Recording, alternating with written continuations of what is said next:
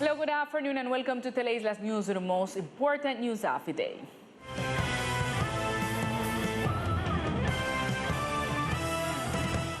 Much attention, the blockades do not stop. More and more sectors are joining to protest the water shortage. The community resident in the Circumvent Road at Kilometer 11 has been concerned for nearly 2 months. This is what they told this media.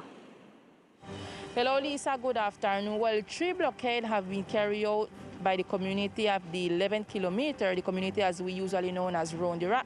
The Westview, Booby Rock and Tamhuka community demand the government that they comply with the agreements that was to receive every 15 days the water tank truck. In November, we come in an agreement, we make like a mesa sectorial with the government, and in the meeting, the Secretary of Public Service tell us that he compromised himself that every 15 days they were going to send a water truck for the whole community. And when I thought the whole community, I thought from Co-op Seaside go right down to Elsibar.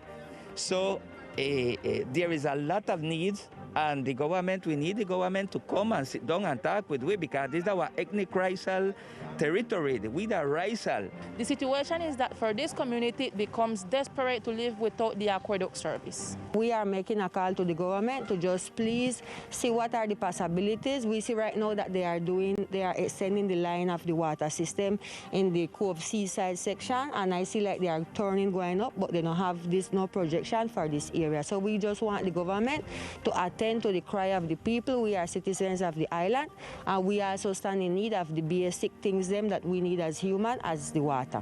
These islanders are waiting for an answer and a prompt solution from the departmental government, and of course Teleislas News will be aware of the development of this news. With you all, Sylvette Mitchell Archibald for Teleislas News.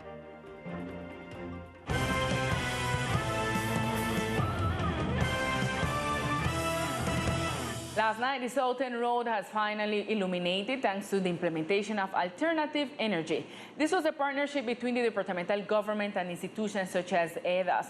Teleislas News was present exclusively. Gisela Livingston tells us what happened last night in this sector. There is no record of when South End was plugged into darkness, a sector that used to be the scene of constant accidents and loneliness. No one enjoys that alternative energy. The Secretary of Utilities and Infrastructure explained what it's all about. Hoy es una realidad el proyecto de Punta Sur. Today, the South End project is a reality with 185 alternative energy lights that work with a photovoltaic system that solves the problem of this sector that suffered from insecurity and mobility issues. The Secretary also talked about the implementation of a solar plant in agreement with Veolia. Vamos a implementar una planta solar. We are going to implement a solar plant so that the desalination plants of Veolia can supply other energy through this alternative system that is much more environmentally friendly and eliminates the contamination of CO2 levels and others. In this regard, the interim governor also gave his opinion. San Andrés, Providencia, Santa Catalina. San Andrés, Old Providence, and Santa Catalina, this entire biosphere reserve requires that we implement solutions aligned with alternative energy. So we are going to continue working along in that vein. Finally, one of the inhabitants of the sector shared his feelings about this new lighting. Well, I will talk for my community. We are happy. This has been from ever since, as you can look behind, this was dark as hell, and now it is as bright as day. So we are happy. Our community is able to walk along our street. The people who visit us, the tourists, are able to walk with more confidence along our street because they can see, they can go to the beach, they can do anything they want right now. The older people can come out and walk and have a good time because we are light right up. And in Old Providence, more than 4,300 people are being benefited from the primary wastewater treatment system, which will solve the portable restroom system that is being installed for the community and the public force in this municipality.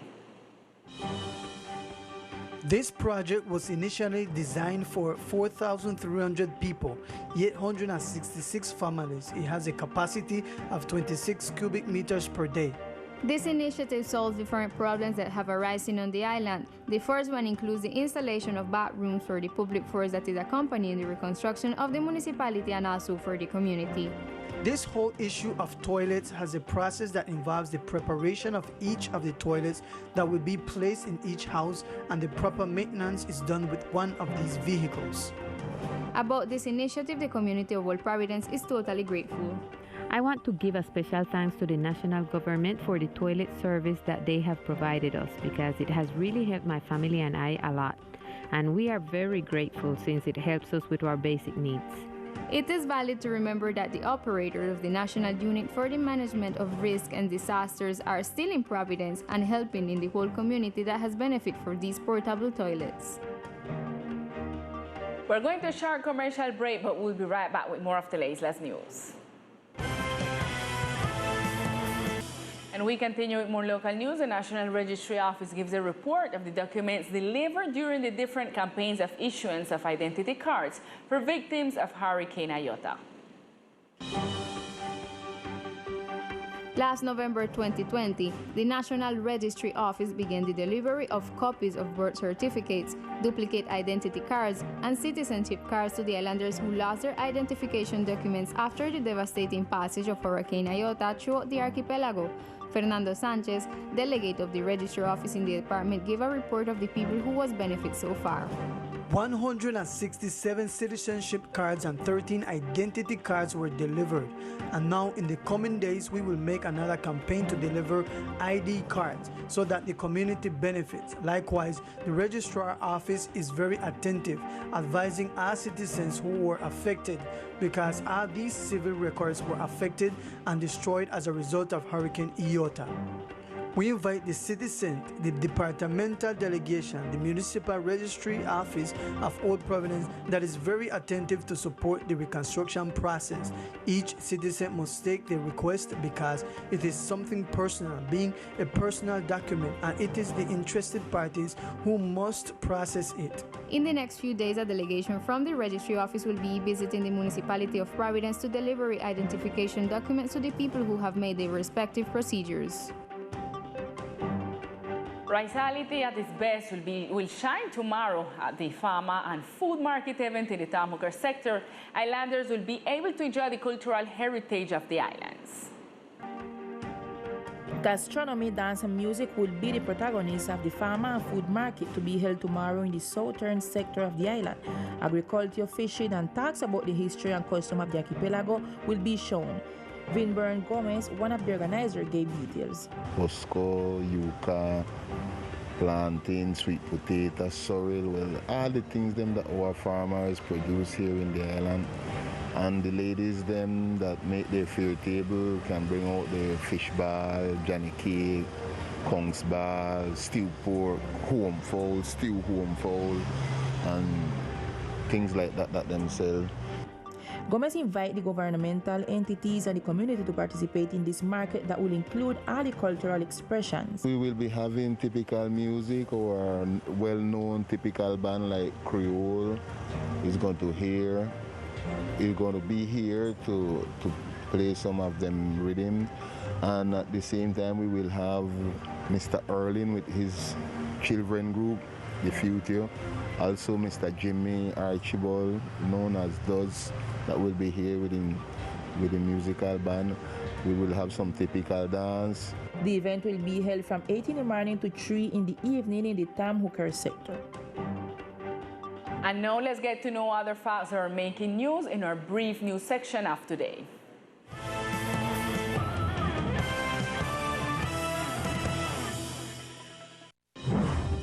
The National Police, through the Group of Prevention and Citizen Education in Old Providence, conducted an educational campaign to strengthen the formation of principles and values of the children of the island. This strategy was developed through fun and recreational activities in different sectors, calling all teenagers to participate in afternoon movies, children games, painting classes, dance and soccer championships, raising awareness about healthy coexistence. Taking into account that the dry season has been occurring strongly in the department, the Environmental Corporation Coralina initiated an awareness campaign to prevent the burning of plant material on bonfires on the island. With this, they seek to avoid carelessness that can generate emergencies. After the devastation suffered on the island of Old Providence due to Hurricane Iota, Empresas Públicas de Medellín delivered a positive balance of the mission it deployed to the island in order to help. The mission managed to send 15,000 liters of drinking water during the 3 months, 15 mobile tanks for water distribution, the washing of some 2 kilometers of sewage pipes, and the washing of 300 meters of ditches to use for rainwater system, the installation and recovery of more than 20 kilometers of wiring, as well as countless pole networks and 50 electrical transformers. Now we continue with the weather forecast. The weather forecast for today, February 19, in the coastal area of the archipelago, the sky is mainly sunny. Temperature is 29 degrees Celsius with winds from the northeast direction with intensities of 26 kilometers per hour. Humidity forecast is 67% and 14% of precipitation.